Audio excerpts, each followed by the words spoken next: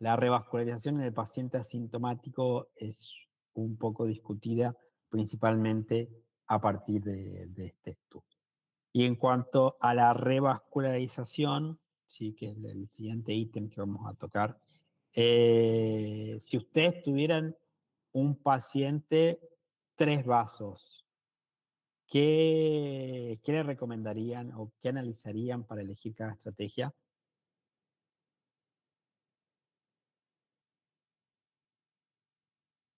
Estamos hablando de stent versus bypass, ¿no? Ya la parte invasiva de tratamiento. Históricamente, lesión de tronco, lesión de tres vasos iba a cirugía, pero con el avance que ha habido de los métodos, digamos, y el tipo de angioplastia, stent y demás, tranquilamente tres vasos sin tronco podría hacerse stenting, digamos, angioplastia y stent. Bien, Estoy de acuerdo con lo que dice Darío también. perfecto, muy bien. Nada, acá voy a pegar un poco del sesgo de especialidad que tengo, que es la parte de hemodinamia. Hoy en día mejoró muchísimo para los dos, ¿no? Pero yo creo más para la parte de hemodinamia, lo que es la tecnología de los stents, ¿sí? También los avances farmacológicos para la enfermedad coronaria y también, digamos, la posibilidad de uno optimizar una angioplastia. El uso de IBUS que te permite elegir bien qué tipo de stent vos querés de acuerdo a la enfermedad coronaria que vos encontrás, o tener posibilidades de romper el calcio con un montón de dispositivos que tenés al alcance de la mano, te diría que igualado hoy en día en los registros contemporáneos a la cirugía de bypass. En donde hay una amplia diferencia siempre en el paciente diabético. En el paciente diabético amerita siempre una discusión porque, bueno, los stents a largo plazo han demostrado mucho más eventos respecto a la cirugía de bypass. Obviamente, esta es una discusión que en todos los centros se debería hacer, lo que son las discusiones por Heart Team, para evaluar cuál es la mejor opción. Pero bueno, como les digo, o sea, la evolución de los stents ha sido tan importante e imponente que hoy en día mucho se puede llegar a comparar. Sobre todo hablando de patología de leve a moderada complejidad. Cuando son patologías un poco más complejas, uno tiene que hacer estrategias con 2 stents, con el riesgo de que ahí se deforme la posición de los stents, ahí ya estamos hablando de otro escenario y uno siempre aconseja la cirugía. Pero en mi experiencia, que no deja de ser corta, pero sí haber analizado muchos registros y mucha parte de la evidencia, te diría que se están solapando un poco las dos intervenciones.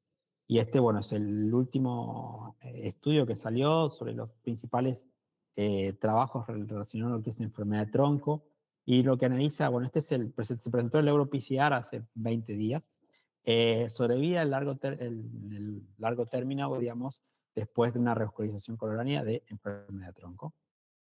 Y como podemos observar, la mortalidad a través de 10 años, angioplastia versus cirugía en una corte contemporánea, es la misma, ¿sí?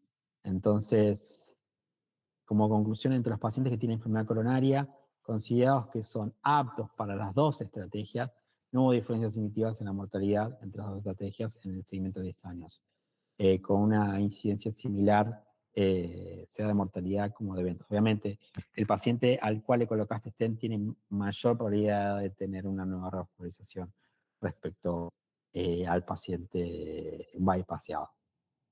Lo único, bueno, es verdad que la mayoría, en el 80% de esta corte analizada, fueron con pacientes a los cuales se realizó puente mamaria interna y después puentes venosos. Tienen una baja incidencia de revascularización arterial y tienen una muy alta incidencia de revascularización con IBUS, o sea, la optimización posterior a la colocación del stent fue fue muy buena, por lo cual yo creo que cuando uno realiza la técnica muy bien, una anatomía que no es tan compleja, yo creo que podemos eh, más o menos sobreponer los resultados entre una y otra.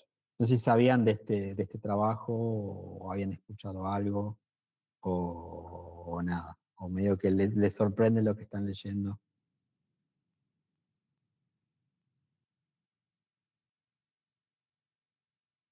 Ok, no pasa nada. Ok, continuamos.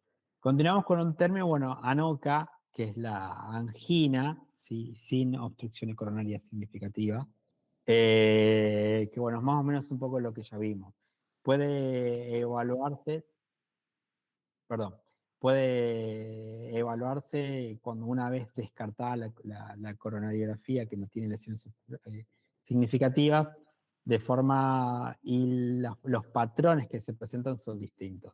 Por ejemplo, puede ser aterosclerosis difusa, digamos, donde principalmente lo que tiene este tipo de pacientes es una alteración en la vasodilatación, ¿sí? Principalmente observada con un índice de resistencia microvascular aumentado.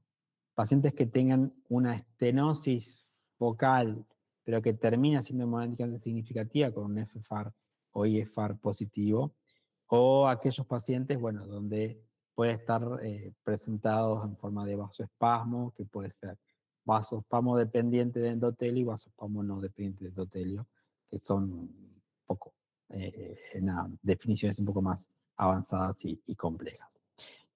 Como definición ANOCA, bueno, angina sin lesiones coronarias obstructivas requiere pensamiento por fuera operacional debido a que casi el 50% de los pacientes estudiados tienen lesiones no significativas. Y también hay una un alto porcentual de pacientes que una vez revascularizados aún así presentan síntomas, por lo cual siempre tener presente lo que es la microvasculatura, más allá de que las lesiones coronarias estén presentes, es una causa importante de dolor post-procedimiento. Y nada, como lo que sería los pasos en este tipo de patologías, bueno, evaluar con test de perfusión, en algunos casos si la duda es muy importante, hacer una valoración específica a través de acetilcolina para inducir el vasoespasmo o a través de estas guías específicas que lo que tiene es como si fueran un Doppler, ¿sí? Que te miden las resistencias en todo el tiempo, que bueno, no se utilizan, en Argentina son pocos centros los que lo tienen y acá mismo en Europa son contados los centros que hacen la evaluación hiperémica de la microvasculatura. Casi todo termina en, bueno, no tenés lesión coronaria, no tenés una funcionalidad determinada por FFR, te cierro como que sos una NOCA, pero saber interpretar cada uno de estos subtipos a veces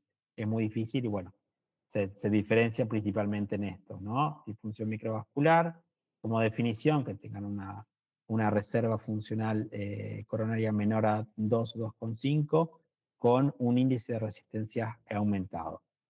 El espasmo microvascular, bueno, que es evidente con acetilcolina. La disfunción endotelial es cuando también hay un salto, digamos, del delta de perfusión con el uso de acetilcolina. El espasmo, bueno, epicardio, que es el que se observa cómo se contrae la coronaria con acetilcolina, o el bridge miocárdico o puente, que también es el puente miocárdico, que también es una causa bastante frecuente y que se observa bastante.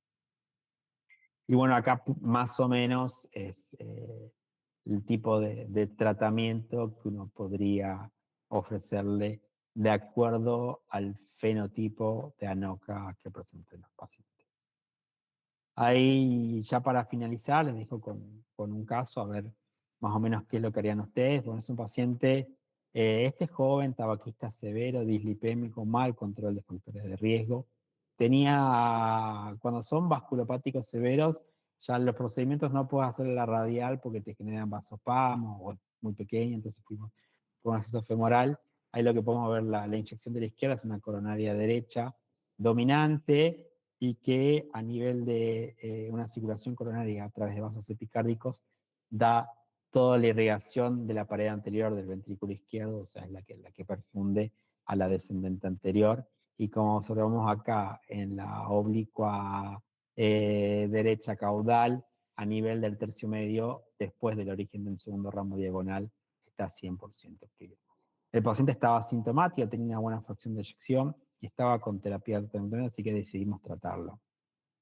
No decidimos quedarnos solamente con esto de decir, bueno, los estudios te dicen que si el paciente capaz puedes mejorarle un poquito la terapia médica, tiene menos eventos. Nada, es un paciente sintomático con alta probabilidad de mejorar la circulación nativa, porque como bien se sabe, la circulación complementaria heterocoronariana no llega a aportarte el 40% de lo que te daría la circulación nativa. O sea, siempre desde el punto de vista de flujo es mejor la circulación nativa. Así que decimos abrir la arteria.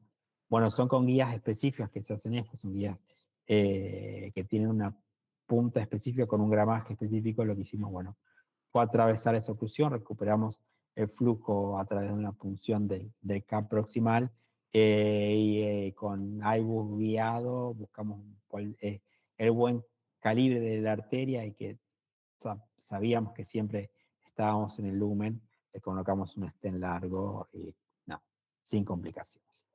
Y como último, para cerrar, esto hicimos algunos casos nosotros, que es aquellos pacientes que no tienen opción de revascularizarse, que ya agotaron todo tipo de stent, los bypass no se pueden reoperar o tienen mucha incidencia de bypass cerrado o estenótico, con una alta carga sintomática. Lo que se puede hacer en estos pacientes que no tienen opción sería es la técnica de colocación a nivel del seno coronario de un reductor, que lo que te hace es redistribuir el flujo para que sea mayor el flujo venoso y así el gradiente entre el flujo, entre lo que es la pared endocárdica y epicárdica disminuya y así tratar de un poco de mejorar el flujo a nivel endocárdico y que no tengan tantos síntomas. En la corta evidencia que hay, porque son dispositivos que salieron hace no más de 5 años, mejoró bastante la calidad de vida de estos pacientes. Obviamente, la sobrevida no la cambió, pero sí mejoró bastante la calidad de vida. Y nosotros debemos haber hecho 3, 4 en el último año, porque bueno, existen esos pacientes que no tienen opción más allá de todas las herramientas que tenemos hoy en día. Bien, y nada, para no aburrirlos un poco más, es un tema que es larguísimo e imposible de abordar en una sola clase. Traté de dejar los conceptos un poco más clave con todas las limitaciones que podía haber. Así que nada, muchas gracias por su atención. Perdón por las desprolijidades de cambiar de web en el medio, pero bueno, soy todo oído si tienen algún tipo de pregunta o algo.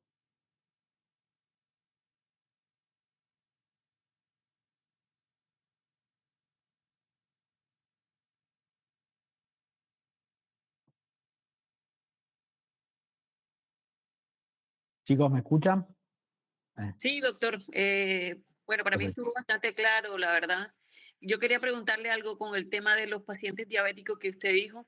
Definitivamente, o sea, en su experiencia, lo que dice es que el paciente con antecedentes de diabetes es mejor en caso de, por lo menos, de las lesiones de los tres vasos, que tenga manejo por el servicio de hemodinamia.